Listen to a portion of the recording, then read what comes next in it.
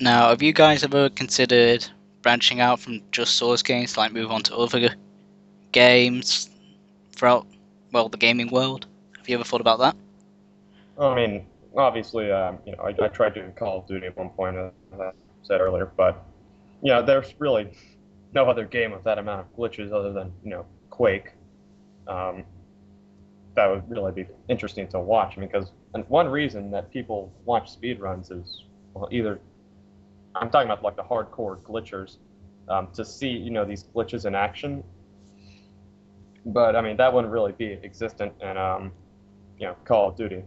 I mean, there is bunny hop in it, but it's mainly based off strafe jumping, which is kind of slow. Yeah. I remember a while back we were thinking about doing a Modern Warfare 2 run, but it would have looked all right because it's not as confined. Like there's not much stuff holding you back. You have a lot of room to move around, and you do that. And if you combine Bonham, it would look all right combined with the fact that you could probably jump around most of the guards, and that would look quite interesting. But the problem is that I don't know, it just didn't have enough interest. So and that was the reason that we wanted to do it, is try and bring more attention to us because I I didn't mean, we have much could interest. like a game that doesn't have 100,000 people hating it. Yeah. Also, But Have I you? mean, Go on. but I mean, we have been thinking about moving on to games. I'm thinking of doing a. There's actually a game out there called VVVVVVV, whatever V6 times. I'm planning on doing a segmented speedrun of that one of these days. It's a new 8-bit game. nice. I'm I going. mean, I always have my head on stuff I could speedrun because I have no life. Now, how long does it normally take to make one speed run? How long does it take to do one?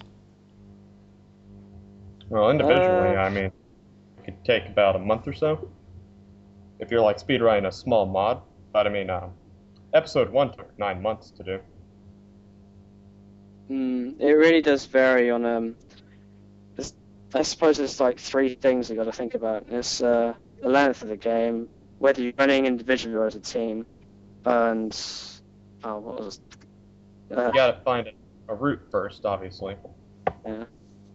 You got to apply glitches to it, and then you actually have to, run it first, and then work on optimizing it, put the video together, and syncing everything up. It's a huge, messy Yeah. process, but in the end, it comes out looking, amazing if you do it right. Now, as a community as a whole, have you all got something special planned for the future? Episode Um, 2 source. yeah.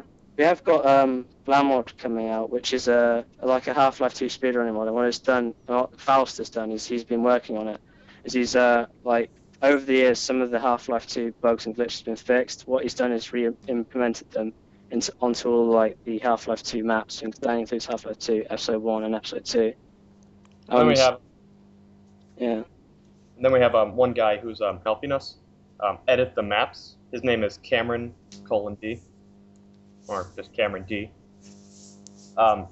He's gonna try to help us get all the because if you go too far in episode 2, it'll say like you've gone too far, you have to start over. He's going to be helping us get rid of all those triggers. And another thing we're trying to implement is multiplayer, which also sprung up the idea of competitions. We can just hold community competitions, that anyone can join up, and it could be a fun idea if it goes viral. Like, it could be a really good idea. Yeah. Could have another like Warsaw on our hands. Yeah. Well, it sounds like a terrific idea, and I'm afraid that's all the time we've got for today, lads. Thank you for coming on the show. You two have been brilliant guests. Thank you for having us. Thank you very much. Ladies and gentlemen, the Source Runners. Thank you. I've been Caboos15. Catch you next time.